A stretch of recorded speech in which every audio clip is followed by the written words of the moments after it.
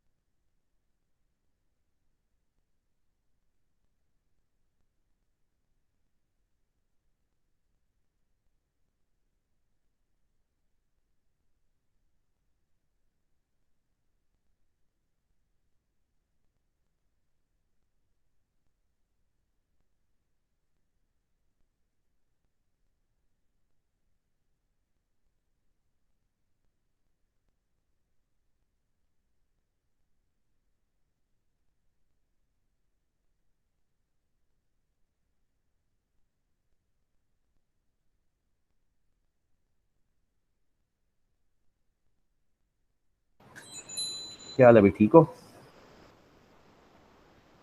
पिछली दफ़ा से कोई प्रॉब्लम, कोई मसला? डेव इंस्टॉल करनी थी, डेव चलानी थी, एक फर्स्ट प्रोग्राम हमने किया था वो करना था आपने। अ,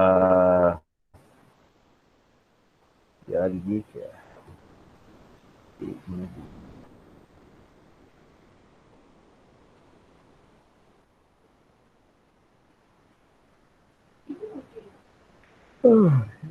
जज्बाती हो जाते हो सारे। अच्छा खैर, तो कोई मसला नहीं है, अगर तुम्हें आगे चलूँ, अगर कोई है प्रॉब्लम, कुछ डिस्कस करना चाहते हो तो ज़रूर करो। ठीक है, आपको प्रॉब्लम है फ़ोन पे कर लो। ठीक है, बेसिक बात तुम्हें समझ आ गई, अब बाकी फ़ोन पे कर लो। पढ़ सर। हाँ पढ़ो, बिस्मिल्लाह करो, लेट्स सी आगे। मैंने खुद भी नहीं पढ़ा, मैं अपनी क्लास में टॉप के सिर्फ एक ही पढ़ा।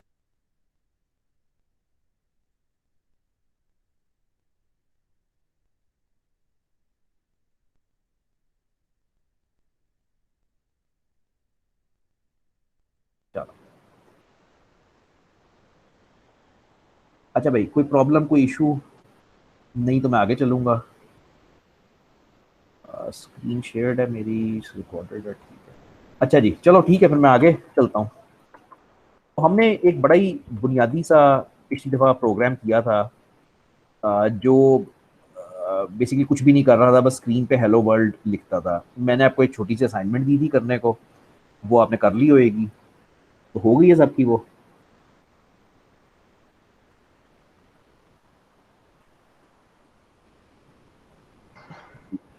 होंगी सर। चलो ठीक है, हाँ हो ही गई होएगी, वरना आप बता देते फिर किसी को प्रॉब्लम होती तो ठीक है, वेरी गुड। तो हमने पिछली दफ़ा सी आउट डिस्कस किया था डिटेल में। यार मैं बहुत ही डिस्टर्बेंस है आज, अभी भी होल्ड करो प्लीज एक second।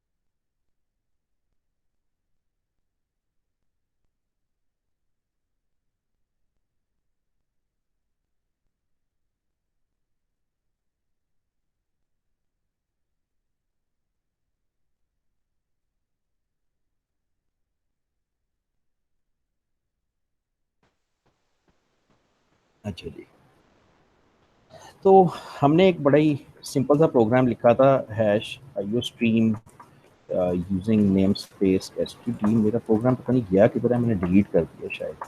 तो this was all we did, C out hello world. थोड़ी सी फॉर्मेटिंग आपको सिखाई थी, थोड़ा सा कुछ एक दो चीज़ें इसमें करवाई थी आपको, बट बेसिकली ये कहानी थी।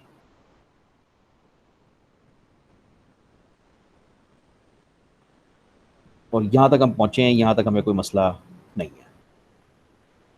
अच्छा, अब अगली चीज़ जो है वो वेरिएबल्स होएगी, मेरा फर्स्ट सी का बेसिकली प्रोग्राम, ठीक है। तो अगली चीज़ जो है वो वेरिएबल्स होएगी। वेरिएबल से शुरू करेंगे। अच्छा, हमने पहली चीज़ उस दिन सीखी, कह लो सी आउट, जिसको मैंने आपको कहा था, बताया था कि कंसोल आउट पढ़ते हैं। कंसोल आउट का मतलब होता है कि वो कंसोल के ऊपर आउटपुट प्रोड्यूस कर रहा होता है। दिस इज़ योर कंसोल, ये वाली स्क्रीन, डॉस वाली। अच्छा, इसकी कुछ हमने ट्रिक्स पढ़ी। अब आज हमारा टॉपिक फिलहाल वेरिएबल्स है। तो वेरिएबल्स क्या होते हैं? वेरिएबल्स मैथ्स वाले वेरिएबल्स नहीं होते बिल्कुल भी। Variables are named memory locations. मतलब प्रोग्रामिंग के अंदर वेरिएबल्स प्लेस होल्डर्स होते हैं, कंटेनर्स होते हैं। आसान लफ्जों में इसको कंटेनर कह लो, एक डब्बा है इसके अंदर आप कुछ स्टोर कर सकते हो। प्लेस होल्डर अगेन एक जगह है जहाँ पे आप कुछ रख सकते हो।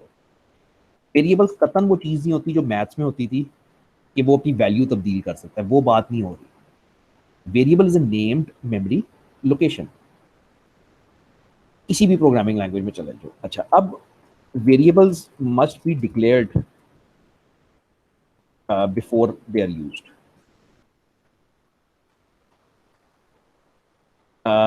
ये सी प्लस प्लस की कहानी है, ये दुनिया की हर लैंग्वेज की कहानी नहीं है। कुछ लैंग्वेजेस हैं जो आपको कहती हैं कि आप वेरिएबल को डिफाइन करो ना करो, इस्तेमाल कर लो, कोई फ़र्क नहीं पड़ता। JavaScript is one example. JavaScript में आपको वेरिएबल डिक्लेयर करना ज़रूरी नहीं होता, आप बस इस्तेमाल करना शुरू करते हो। लेकिन सी प्लस प्लस में आपको डिक्लेयर करना पड़ता है। तो टू डिक्लेयर अ वेरिएबल का क्या मतलब है? To declare variable you need to specify two things. One, उसकी डेटा टाइप। नंबर टू, उसका आइडेंटिफायर। आइडेंटिफायर मीन्स उसका नाम। वेरिएबल तुम्हारे बच्चों की तरह है। जैसे बच्चों का नाम खुद रखोगे, तुम रखोगे और कोई नहीं रखेगा, तो इसी तरह वेरिएबल का नाम भी तुम रखोगे। लेकिन उसको नाम नहीं कहते, उसको आइडेंटिफायर कहते हैं बेसिकली वेरिएबल का। ठीक है। इसके रूल्स हैं। There are rules for identifiers के मतलब उसके मतलब कि तुम जो नाम रख सकते हो वो नाम क्या क्या अलाउड हैं बेसिकली। ठीक है। तो ये मैं पूरी लिस्ट तो नहीं इधर टाइप करूंगा, लेकिन basically as an example, alpha numeric is allowed but cannot start with number. ये एक रूल है। अगर तुम वेरिएबल का नाम A1 रखते हो तो ये तो ठीक है, लेकिन अगर 1A रखते हो यानी स्टार्ट अगर वो नंबर से होता है तो ये अलाउड नहीं होएगा। इसके अलावा variable names cannot contain spaces. Underscore आ सकता है, स्पेसेस नहीं आ सकती। ठीक है। Some special characters can't be used. कुछ है उसमें कुछ स्पेशल कैरेक्टर्स, उसके बाद रिजर्व वर्ड्स यूज नहीं कर सकते। रिजर्व वर्ड्स क्या होते हैं? जैसे आम जिंदगी में, तुम्हारी जिंदगी में एक रिजर्व वर्ड है खिड़की, एक है दरवाजा, ठीक है, एक है शीशा। अब इनके मतलब है, हर एक को पता है कि दरवाजा क्या होता है, खिड़की क्या होती है। ठीक है। तो रिजर्व वर्ड्स को तुम किसी और मकसद के लिए इस्तेमाल नहीं करते। तो इसी तरह प्रोग्रामिंग में, जैसे तुम पहले रिजर्व वर्ड से उस दिन मिले हो सी आउट, तुम अपने वेरिएबल का नाम सी आउट नहीं रख सकते, उसका एक well known meaning already exist करता है। देयर आर सर्टेन रूल्स जो आपको फॉलो करने पड़ते हैं वेरिएबल्स के नाम रखते वक्त, लेकिन कोई इतनी खास बात नहीं है, मतलब आप वो देख लेते हो। अच्छा, अब जो दूसरी बात है, जो मेन बात है, वो डेटा टाइप्स है कि डेटा टाइप्स कौन कौन सी है। डेटा टाइप्स में बेसिकली एक तो मोटी मोटी प्रोग्रामिंग में या कंप्यूटर साइंस में दो टाइप्स आएंगी। एक स्ट्रिंग आएगा, एक नंबर आएगा। तो और भी है, बूलियन भी है। स्ट्रिंग है, नंबर है, बूलियन है। मेरे ख्याल में ये हैं, इससे ज़्यादा नहीं बनेगी। स्ट्रिंग कहते हैं कैरेक्टर्स को। स्ट्रिंग की डेफिनेशन होती है बेसिकली कि it is a combination of characters. यानी बेसिकली तुम अपना नेम या फादर नेम अगर स्टोर कर रहे हो तो वो ज़्यादातर स्ट्रिंग के अंदर हम करते हैं। ठीक है। नंबर तुम्हें पता, नंबर होता है। Boolean is anything which is true या फॉल्स, या जीरो या वन। तो कंप्यूटर साइंस में ये बहुत ज़्यादा काम आती है, क्योंकि जीरो वन बाइनरी की टाइप कंप्यूटर साइंस में बहुत काम आती है। अच्छा, स्ट्रिंग की कोई नेटिव डेटा टाइप एग्जिस्ट नहीं करती सी प्लस प्लस में। जहर लगती है ये बात हर एक को, लेकिन क्या करें, नहीं है। तो there is no native data type और string in C++, unfortunately. Only data type is char, which can handle only one character. इसके ऊपर आज बात नहीं करूंगा, ठीक है। आज आगे आगे मौका मिलेगा ज़रूर करेंगे, लेकिन इस वक्त बस वो ये दिमाग में रखना कि स्ट्रिंग की कोई डेटा टाइप C++ में एग्जिस्ट नहीं करती। जो टाइप एग्जिस्ट करती है वो चार है, कैरेक्टर, CHAR, जो एक हरफ एक वक्त में संभाल सकती है। इसके ऊपर आज हमें मौका नहीं मिलेगा काम करने का। हम काम करेंगे नंबर्स के ऊपर। नंबर्स में दो कैटेगरीज आ जाएंगी। एक तुम्हारे हो जाते हैं वो होल नंबर्स, इंटीजर्स जिसको कहते हो, और एक तुम्हारे हो जाते हैं फ्लोटिंग पॉइंट नंबर्स। समझ गए ना? इंटीजर्स जिसमें डेसिमल पॉइंट्स नहीं आते, और फ्लोटिंग जिसमें डेसिमल पॉइंट्स आते हैं। इंटीजर की डेटा टाइप इंट है, C++ में INT इंट लिखते हैं, और फ्लोटिंग में दो हैं, एक फ्लोट है और एक डबल है। और इसके आगे आप इंट की भी दो और कैटेगरीज बना सकते हो अगर बनाना चाहो, स्मॉल इंट और लार्ज इंट, स्मॉल इंट और big int, not large, big int. और फ्लोटिंग पॉइंट में दो कैटेगरीज आ जाती हैं, फ्लोट और डबल, ठीक है। इसी तरह बूलियन में सिर्फ एक कैटेगरी है, वो बूल है, BOOL। तो ये जो C++ की डेटा टाइप्स हैं, एंड पे मैं इनको सर्कल कर देता हूँ ताकि तुम्हारे लिए आसानी रहे। तो ये कैरेक्टर C++ की डेटा टाइप है, इंट C++ की डेटा टाइप है, और स्मॉल और बिग इंट के साथ इस्तेमाल होते हैं। फ्लोट है, डबल है, बूलियन है, और भी है, मैं भूल रहा हूँ, तो ज़रा बुक से देखते हैं। तो इंट, शॉर्ट और लॉन्ग, शॉर्ट और बिग कर दिया मैंने, बिग नहीं है, शॉर्ट और लॉन्ग है।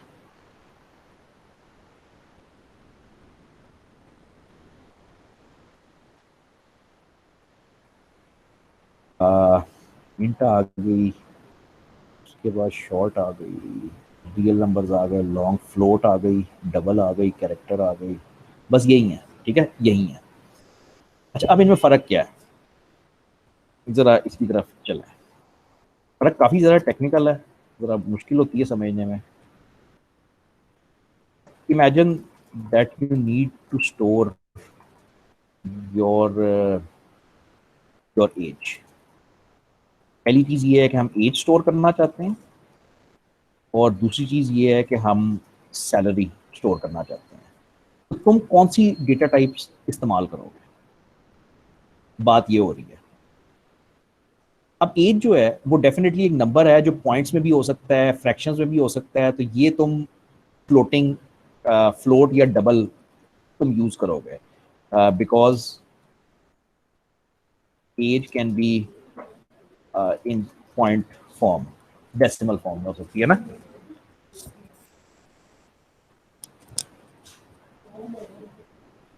डेसिमल फॉर्म में हो सकती है ना। अच्छा, सैलरी जो है वो ज़्यादातर, एटलीस्ट पाकिस्तान में तो कोई पैसों में नहीं देता, वो रुपयों में ही मिलती है। तो सैलरी जो है आपकी वो इंट की फॉर्म में ही आके स्टोर होती है, ठीक है। समझ गए ना बात की, मतलब अशारिये में, पॉइंट में तो कोई नहीं ना देता सैलरी, तो वो ज़्यादातर इंट में स्टोर होती है। अच्छा, अब इंट में दो हैं, स्मॉल और शॉर्ट और लॉन्ग, इनमें क्या फ़र्क है, ये आपको बेसिकली बुक से पढ़ना पड़ेगा, मैं आपको करवा देता हूँ।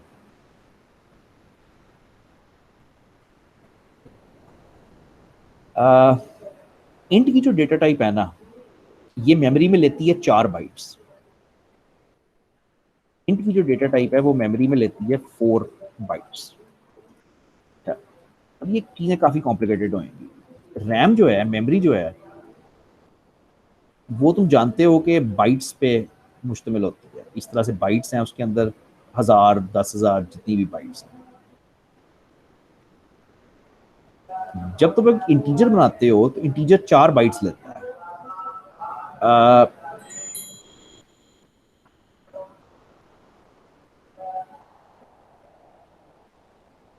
4 बाइट्स लेता है, तो इससे क्या फ़र्क पड़ता है, क्योंकि कंप्लीट करते हैं फिर बात करते हैं। शॉर्ट जो है वो गालबन सिर्फ 1 बाइट लेता है, या 2 लेता है, शॉर्ट 2 बाइट्स लेता है। तो शॉर्ट जो है that takes 2 bytes in memory, long takes 8 bytes.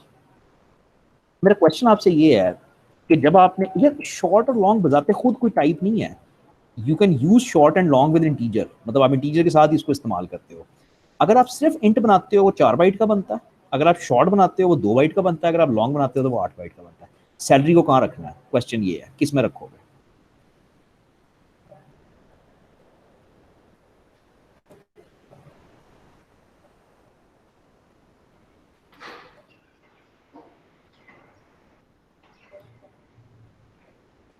अब जब तक इसका फर्क नहीं पता होएगा, मेरा नहीं ख्याल इस क्वेश्चन का आंसर कर सकते हो। तो इसका मतलब क्या है कि 4 बाइट्स में आती है, 8 बाइट्स में आती है, 2 बाइट्स में आती है। बहुत ही अनाड़ियों वाला तरीका समझाने का ये है कि तुम्हारी गाड़ी की नंबर प्लेट जो है वो 4 डिजिट्स पे आती है आजकल। तो लाहौर में कितनी गाड़ियां हो सकती हैं? 9,999। इससे ज्यादा गाड़ियां तो नहीं हो सकती। अगर तुम्हारे एक शहर है जिसमें नंबर प्लेट 4 डिजिट्स पे आता है, तो उस शहर में मैक्सिमम 9,999 गाड़ियां हो सकती हैं। अगर इससे ज्यादा होंगी तो क्या करोगे? अब कोई सिस्टम खराब हो गया है, अब तुम्हें या तो 5 की नंबर प्लेट देनी है, 1, 2, 3, 4, 5 की देनी है, ताकि अब तुम्हारे पास 1 लाख तक गाड़ियां आ सकें, यानी 99,999 गाड़ियां आ सकें। तो ये सिंपल सी बात है कि जिस डेटा को तुम स्टोर कर रहे हो उस डेटा का कुछ साइज होता है। अगर वो छोटा सा नंबर है, जैसे एज एक छोटा सा नंबर है 0 से 100 तक, तो इसको आप शॉर्ट में भी रख सकते हो, शॉर्ट 2 बाइट्स का होता है। लेकिन सैलरी जो है वो तो मतलब 10 लाख भी हो सकती है, तो ज्यादातर सैलरी को आप रखोगे लॉन्ग के अंदर, ताकि वो ज्यादा बड़ा नंबर उसके अंदर वो हो सके। ये बड़ा ही अनाड़ियों वाला तरीका है समझाने का। अगर ये आपको क्लियर होएगा तो फिर मैं इसकी डेप्थ में और आगे आज नहीं फिर कभी जाऊंगा, लेकिन जाना पड़ेगा। और कोशिश करना प्लीज को इस हिस्से को किताब से भी पढ़ो कि ये जो डेटा टाइप्स फर्क हैं ये क्यों है। बात ये है कि तुम जिस मर्जी डेटा टाइप में रख लो फर्क नहीं पड़ता, लेकिन ये एफिशिएंसी के लिए है कि अगर एज एक छोटा नंबर है और तुम्हें पता है कि छोटा नंबर है, तो उसको लॉन्ग में क्यों रख रहे हो?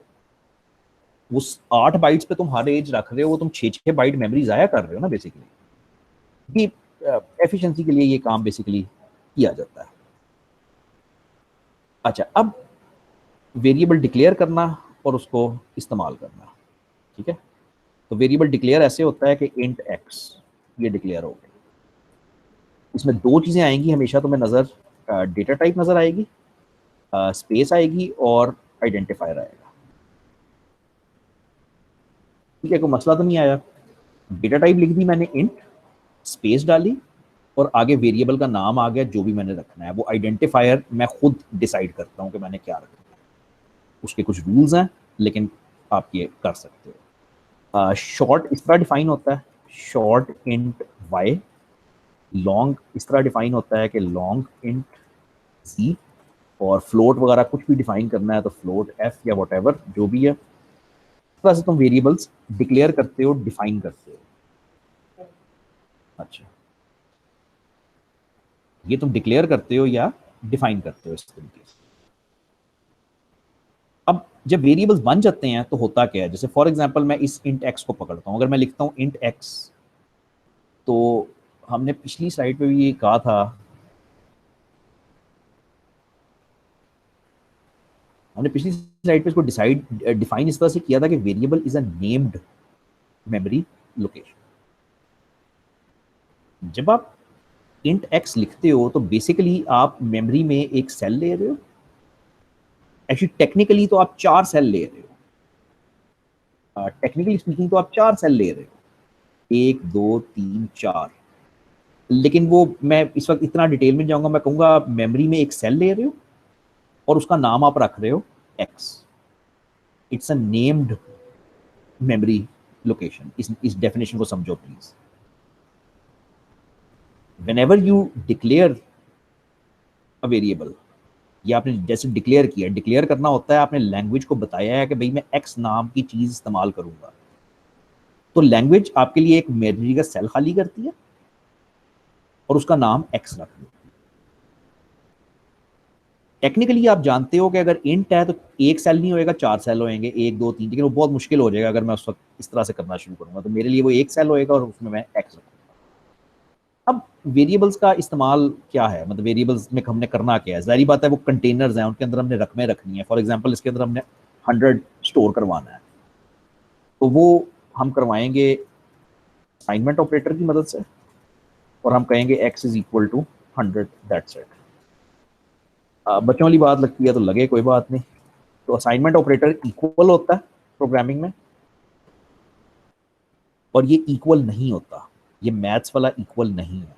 मैथ्स वाला इक्वल ये कहता है कि लेफ्ट साइड वाली रकम और राइट साइड वाली रकम बराबर है। इधर ऐसा कुछ नहीं हो रहा, इधर ये कहा जा रहा है कि राइट साइड वाली रकम पकड़ो और लेफ्ट साइड वाले वेरिएबल में डाल दो। तो 100 असाइन कर दो x को, इक्वालिटी का इसमें कोई कॉन्सेप्ट नहीं है। तो ये 100 असाइन हो गया x को, आपने कागज पे तो ऐसे लिखा, पीछे आपके पास ऐसे हो गया कि मेमोरी में x चला गया, 100 चला गया x में, और आपका असाइनमेंट ऑपरेटर। अच्छा, दिस इज नॉट डिफिकल्ट, बिल्कुल ऐसे ही है जैसे मैंने कहा है। इतना टाइम क्यों मैंने वेस्ट किया इतनी सिंपल सी बात पे, कि कल को आपने जाके इसमें फंसना नहीं है बस। तो मैं एक वेरिएबल बनाता हूँ, उसका नाम रखता हूँ फर्स्ट, एक वेरिएबल बनाता हूँ उसका नाम रखता हूँ सेकंड, एक वेरिएबल बनाता हूँ उसका नाम रखता हूँ रिजल्ट। मैं कहता हूँ first is equal to 100, second is equal to 200, result is equal to first plus second, और मुझे ज़रा सी आउट करवा दें, ये मैं कैसे देखूंगा।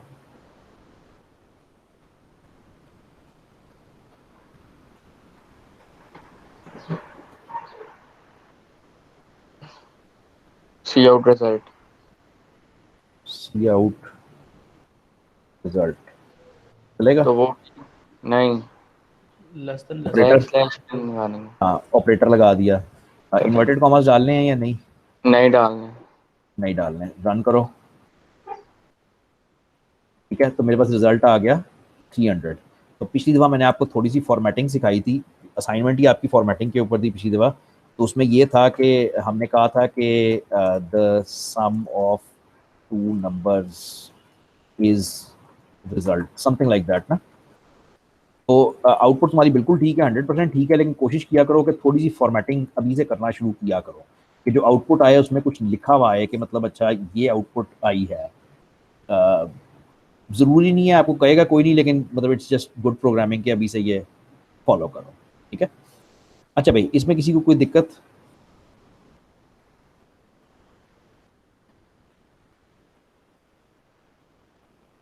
चलो, ये हमारा पहला सिंपल सा प्रोग्राम जिसमें आप सिर्फ दो नंबर्स को ऐड कर रहे हो। वेरी गुड, कोई इसमें खास बात नहीं है। अच्छा, अब एक छोटी सी बात, दो दो पहले छोटी छोटी बातें कर लो, फिर वो करो। इसका क्या आंसर आएगा जब मैं ये चलाऊंगा? तो स्क्रीन पे क्या आएगा?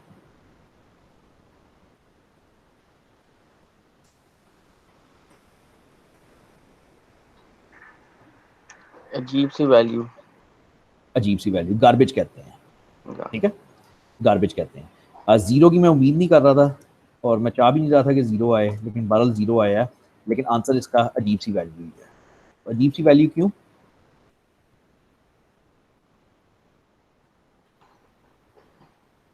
कोई वैल्यू नहीं दी। डिफाइन हमने वैल्यू हमने डिक्लेयर तो कर दिया है फर्स्ट को, विच मीन्स कि मेमोरी में एक सेल तो बन गया है जिसका नाम फर्स्ट है, लेकिन हमने उसको कोई वैल्यू असाइन नहीं की। नहीं।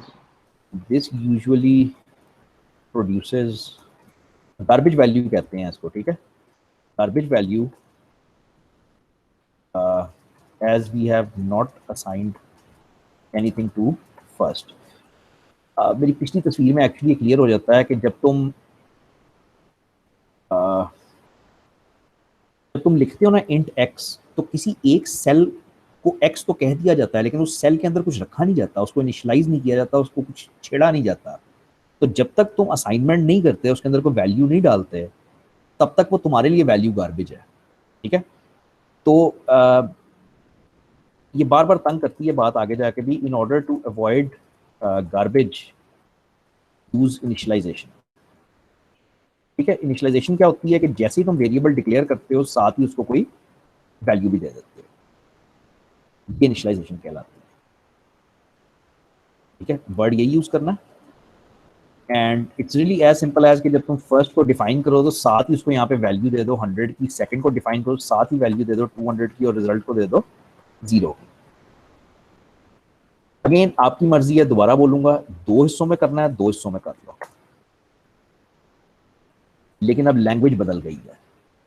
इन 2 लाइनों में ये डिक्लेरेशन हुई है, ये असाइनमेंट हुई है, लेकिन ये इनिशियलाइजेशन हुई है। आपको क्वेश्चंस के अंदर जब बोला जाएगा कि इनिशियलाइज एंड वेरिएबल, तो वो ये कह रहा है, जब असाइनमेंट बोला जाएगा तो वो कुछ और कह रहा है। चलो बहुत डिटेल में हम चले गए हैं वो। अच्छा भाई, अब हमें वेरिएबल्स बन गए, हमारे डेटा टाइप्स बन गई, अब हमें बेसिकली एक सलाहियत चाहिए है कि हम यूजर से वैल्यूज इनपुट करें। अच्छा चलो ये भी ना करो अभी, ठहर, ऐसा करो कि तुम मुझे बताओ कि तुम मुझे ये बताओ जरा,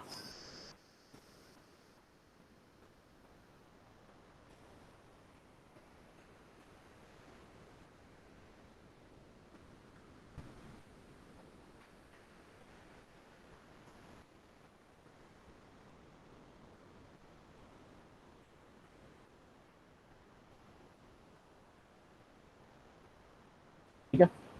2-3 मिनट लो, कोई बोले ना, 2-3 मिनट, और अपने पास लिखो जो समझ आती है। Write a program which finds the average age of 3 students in a class.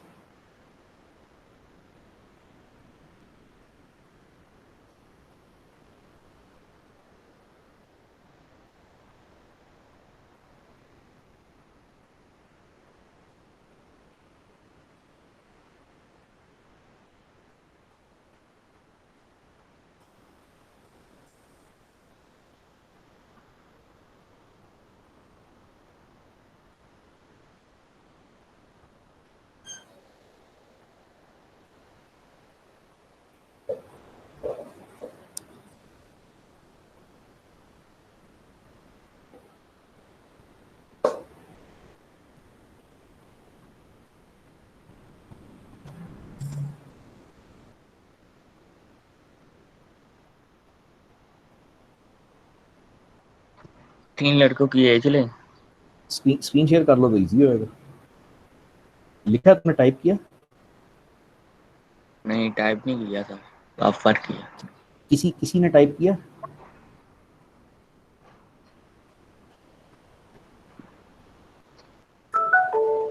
किसी बंदे ने टाइप नहीं किया? अच्छा चलो बोलो, फिर तुम ही बोलो। हाँ जी बोलो। तीन लड़कों की एज लेनी है।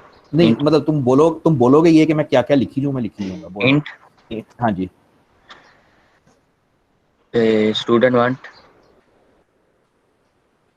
इज इक्वल 10 ठीक है, बिल्कुल ठीक है। Int student to. 2, ठीक है, ये सबको समझ आ गई, बिल्कुल ठीक है, ये परफेक्ट है। अब तो शॉर्टकट लगाते हैं, 12 नहीं यार, 33। शॉर्ट भी तो टाइप कर सकते हैं। एवरेज का ले लें। नहीं ये कोई पॉइंट था जो मुझे आवाज नहीं आई, क्या था? एवरेज एवरेज एज का वो मैं कह रहा था ना कि वेरिएबल लेना हाँ या सही है वो। तो ये सब कुछ इंटीजर ही होएगा। फ्लोट में काटने हैं एवरेज। मेरा ख्याल है एवरेज, अकल अकल ये कहती है कि फ्लोट में होनी चाहिए एवरेज, ठीक है? तो फ्लोट एवरेज वो पॉइंट्स में होनी चाहिए ना, तो 0.0 कर दो, ठीक है, गुड, ये हो गया। अब एवरेज कैलकुलेट करो, तो एवरेज एवरेज इज और इक्वल टू 3 पे डिवाइड करते हैं स्टूडेंट प्लस करके। ठीक हो गया, डन, कोई मसला तो नहीं? नहीं, सी आउट करवा लो एवरेज। अब तुम्हें एक मसला नजर आएगा, है बिल्कुल ठीक लिखा, बिल्कुल ठीक है, लेकिन एक मसला नजर आएगा, वो ये नजर आएगा, एवरेज कितनी आई है? 26। 26। करो जरा कैलकुलेट, क्या आती है, आनी नहीं चाहिए, सॉरी, स्टैंडर्ड में ले जाओ यार। तो 12 प्लस 33 प्लस 44 डिवाइडेड बाय 3, तो 29 है। इतना फर्क कैसे आ गया? 12 प्लस 33 प्लस 44 डिवाइडेड बाय 3। मैंने कुछ गलत किया, ठहरो, इतना फर्क नहीं हो सकता। देखो क्या गलत किया। हाँ ये गलत है। स्टूडेंट ये 1, स्टूडेंट 2 और ये स्टूडेंट होना चाहिए स्टूडेंट 3 3। 29 आ गया। कैलकुलेटर पे क्या आ रहा था? 29.666 अब जरा मसले की नौयत समझना और बात को समझना। आंसर 29.6 है, यहाँ पे 29 क्यों आ रहा है? क्या तुमने कोई गलती की है? जो स्टूडेंट की एज है वो भी फिर फ्लोट में होनी चाहिए। एग्जैक्टली एक होनी चाहिए नहीं, लेकिन सी प्लस प्लस ऐसे ही करता है। सी प्लस प्लस ऐसे ही बिहेव करता है। मैं इसको पेस्ट कर रहा हूँ ताकि तुम्हारे पास वो रहे रेफरेंस। यार प्रॉब्लम इज दिस ऑपरेटर। मैं लिख के थोड़ा सा समझाऊंगा, ये इंपॉर्टेंट है बात बहुत। uh, यहाँ पे प्रॉब्लम जो है ना वो it is this operator. This is called integer division. Integer division का ऑपरेटर कहलाता है सी प्लस प्लस में। If it has integer on both sides, result is integer. जो मर्जी कर लो, अगर इसके दोनों तरफ इंटीजर पड़ा है, यानी 2 भी इंटीजर है 3 भी इंटीजर है, तो ये रिजल्ट हमेशा इंट में देगा। और इंट में क्या देगा? फॉर एग्जांपल इसका आंसर आता है 0.66 आना चाहिए था, तो वो उसका इंट वाला हिस्सा देगा और 0 देगा। खुद प्रैक्टिस करके देखना। अगर इसके एक तरफ भी फ्लोट पड़ा हुआ है तो ये सही आंसर देगा, 0.666 देगा। ठीक है। Now there are many ways of fixing this. एक रास्ता इसने बताया कि स्टूडेंट की एज भी फ्लोट में होनी चाहिए, या सिंपल जुगाड़ ये होती है कि इसको 3.0 कर दो।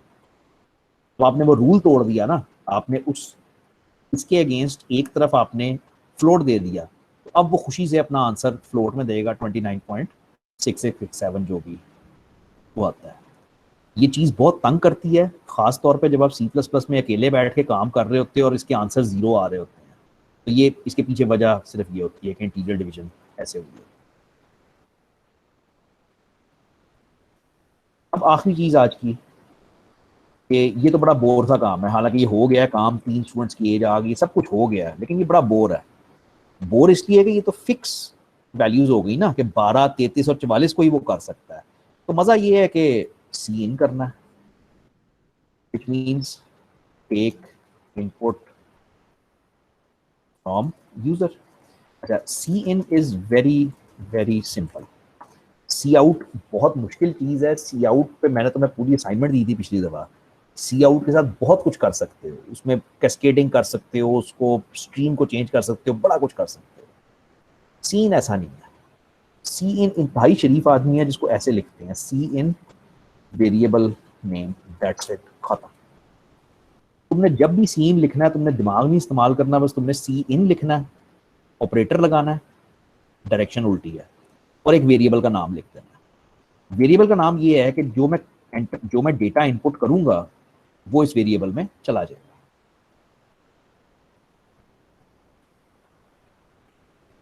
तो मैं कहता हूं एक int x, cin x. ठीक है, मैं सिर्फ तुम्हें दिखाना चाहता हूं कि होता है।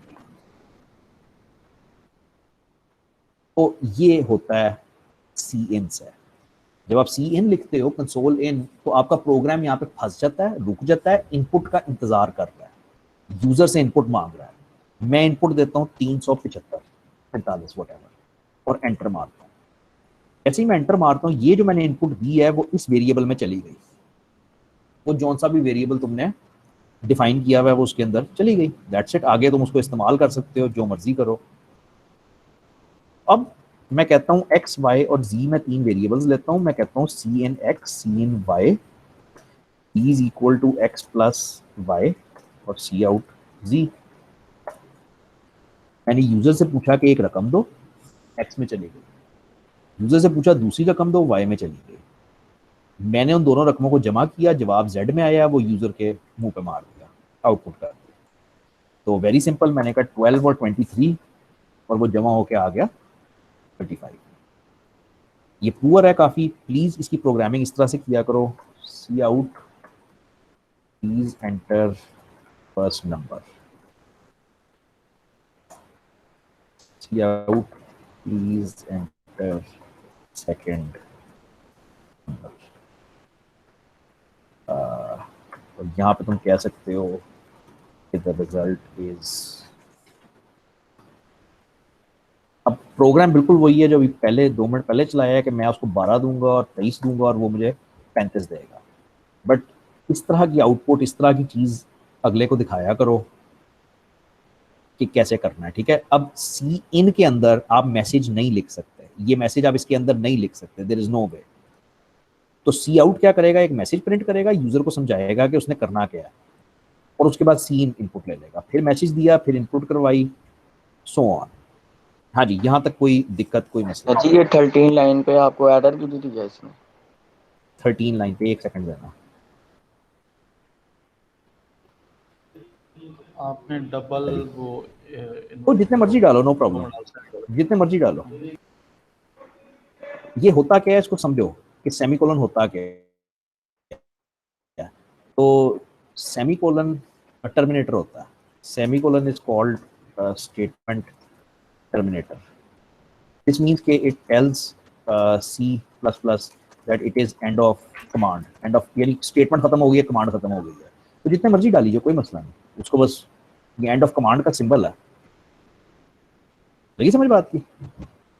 तो हाँ, शायद लगे तो शायद थोड़ा सा अजीब, लेकिन ये ऐसे ही है, उसका बिहेवियर यही है। अब क्योंकि तुम लोगों को सारों को समझ आ चुकी है, तो अब तुम एक प्रोग्राम बनाओगे और यहाँ पे हम क्लास खत्म करेंगे। तो प्लीज कोशिश करो, स्क्रीन खोल लो, बहुत अच्छा है।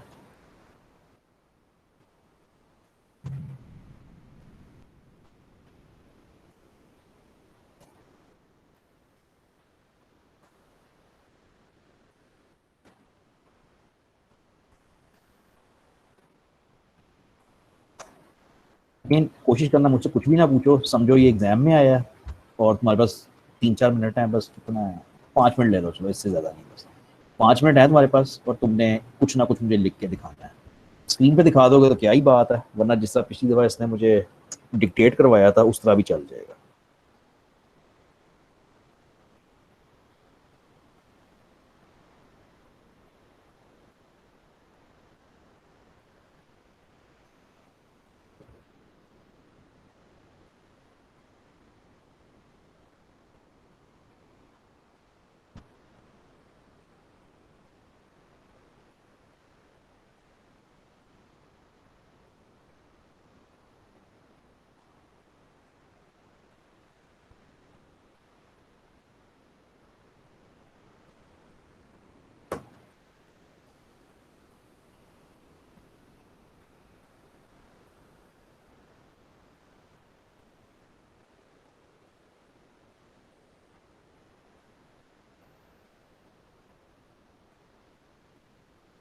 भाई कोई लिख रहा है तो स्क्रीन शेयर ज़रूर करना।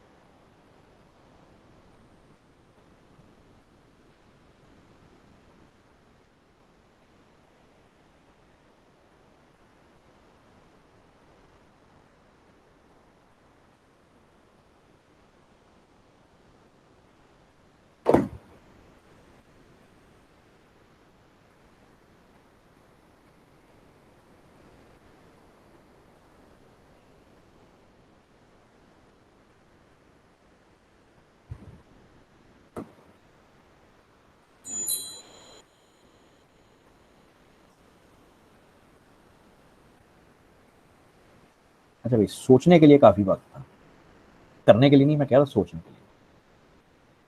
अब बेसिकली 3 किस्म के लोग होंगे इस वक्त। एक होंगे जो फर हाथ चल रहा है, गलतियां वो भी कर रहे होंगे, ये नहीं है कि वो एग्जैक्टली ठीक कर रहे हैं, गलतियां उनसे भी हो रही होंगी। वो जब तक आप उस पर C++ पे बैठ के नहीं करोगे तब तक नहीं मैं मानूंगा कि 100% ठीक है। तो एक तो वो होंगे जिनका हाथ चल रहा है, वेरी गुड, वो लोग सो जाओ आप। दूसरे वो होंगे कि जो टकरे मार रहे हो, कुछ लिखने की कोशिश कर रहे हो, लेकिन बात ज़्यादा बन नहीं रही।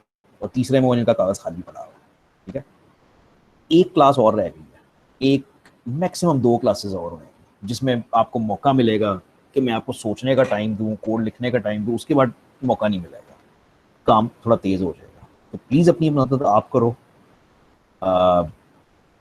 और मतलब इसको प्लीज फौरन एब्जॉर्ब करो, ठीक है। तो मैं उन लोगों के लिए जिनका कागज खाली पड़ा हुआ है, जब क्वेश्चन सामने आता है तो सबसे पहले अपने आप से पूछा करो कि इसमें इनपुट क्या है, इसमें आउटपुट क्या है, करना क्या है, इनपुट क्या है, आउटपुट क्या है, और फिर ये सोचा करो कि करना क्या है, प्रोसेसिंग क्या है, करें क्या। उसके बाद सोचा करो कि वेरिएबल्स क्या हैं। अगर तुम ये कागज पे चीजें लिख गए तो तुम्हारा प्रोग्राम बनना शुरू हो जाएगा। ऐसे इतने बुनियादी सवाल में ये चीजें लिखनी नहीं चाहिए, जरूरत नहीं होनी चाहिए, लेकिन बहरहाल अगर आपका कागज खाली पड़ा है तो you need to do something, आपको कुछ करना है। तो इसके अंदर इनपुट क्या है, प्लीज कोशिश करो जिन लोगों का हाथ चल रहा है वो ना बोलो, ठीक है। तो इस सवाल की स्टेटमेंट को पढ़ो और मुझे बताओ कि इनपुट क्या है इसके अंदर।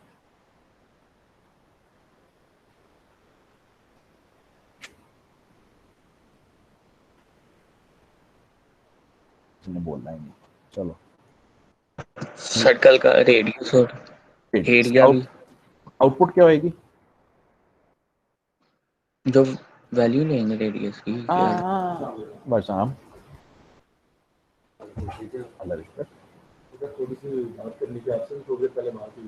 मुझे 10 मिनट दे दो, मैं बस ये क्लास खत्म कर लूँ, मैं फिर करता हूँ, ठीक है। 5-10 मिनट लगेंगे बस। अच्छा, तुमने नहीं, ये जिसने बोला है कि एरिया इनपुट है, नहीं नहीं, इनपुट तो सिर्फ रेडियस है ना। यूजर से तो मैं सिर्फ रेडियस पूछूंगा, उसके बाद मैंने उसको बताना है कि एरिया क्या है और सर्कमफ्रेंस क्या है, राइट? क्लियर हो ना? प्रोसेसिंग ये है कि मैंने करना क्या है। तो मैं कहूंगा कि एरिया कैसे कैलकुलेट करते हैं, पाई मल्टीप्लाई बाय आर का स्क्वायर, ऐसे ही है ना, पाई आर स्क्वायर्ड होता है। और circumference is 2 pi multiply r, कुछ ऐसा, जिसको नहीं भी आता बस फॉर्मूला है क्या है। अब मुझे ये बताओ कि वेरिएबल्स कौन कौन से लोग हैं। चलो भाई, आप सब बोल सकते हैं।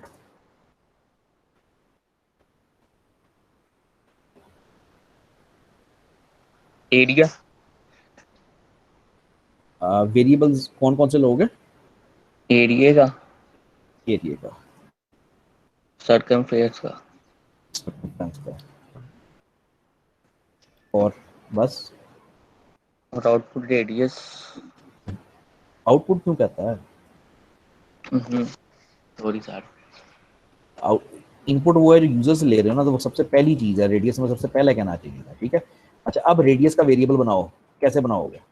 डेटा टाइप क्या लोगे? फ्लोट। गुड। नाम क्या रखोगे? और या रेडियस, तुम्हारा वेरिएबल है, तुम्हारा बच्चा है, जो मर्जी नाम रखो। एरिया का क्या करोगे? अगेन फ्लोट होएगा, ए नाम का वेरिएबल ले लेते हैं। और सर्कमफ्रेंस का क्या करोगे? फ्लोट करके CIR नाम रख लिया मैंने, और सेमीकोलन, ठीक है। तो मतलब इतना कागज पे लिखोगे तो कोड लिखा जाना शुरू होएगा, ठीक है। अब कोड लिखना इजी होएगा कि जो तुमने अभी डिसाइड किया है कि फ्लोट रेडियस होएगा, एरिया होएगा और सर्कमफ्रेंस, 3 वेरिएबल्स होंगे, ठीक हो गया। अब यूजर से इनपुट लेनी है रेडियस। इनपुट कैसे लेते हैं, ये लिखा हुआ ऊपर। इनपुट लेने का सिर्फ एक तरीका है, वो CN।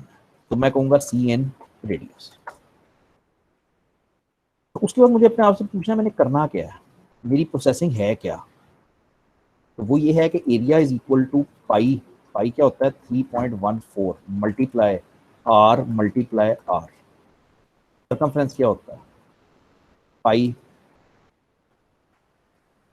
2 आर। ये मेरे वेरिएबल्स हो गए, ये मेरी इनपुट हो गई, ये मेरी प्रोसेसिंग हो गई। अब सब कुछ तैयार है, आंसर आ चुका है। अब मुझे सिंपली यूजर को आउटपुट करनी है, ठीक है। वो आप जैसे भी करो, आपकी मर्जी, और जितना अच्छा कर लो वो आपकी मर्जी, ठीक है। तो मैं ऐसे कहूंगा, आउटपुट तो आपने भी कर ली थी सी आउट ए लिख के, लेकिन अब मैं इस तरह करूंगा।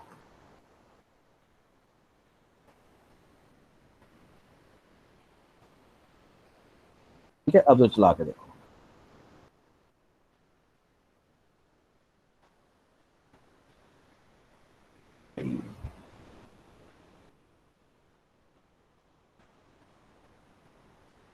ठीक है, ये रुका हुआ है, ये पूछ, यहाँ पे मैसेज होना चाहिए था, बल मैसेज आपने कोई नहीं लिखा। मैं कहता हूँ 2.11। तो ये मेरी आउटपुट आई कि एरिया इज ये और सर्कमफ्रेंस इज दे। मुझे पता चला कि एक टैब स्टॉप ज्यादा है, मैं टैब स्टॉप कम करता हूँ। यहाँ पे मैसेज होना चाहिए था ना यार। जो भी मैंने आपको पहले थोड़ी देर कहा है कि सी आउट रेडियस तो बताओ।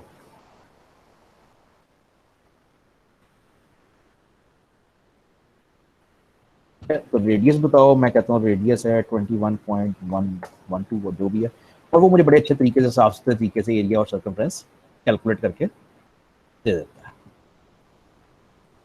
बस यहाँ पे रुकूंगा मैं आज। आई डोंट थिंक ये कोई क्वेश्चन होएगा, मेरा नहीं ख्याल है, तो पूछो ज़रूर।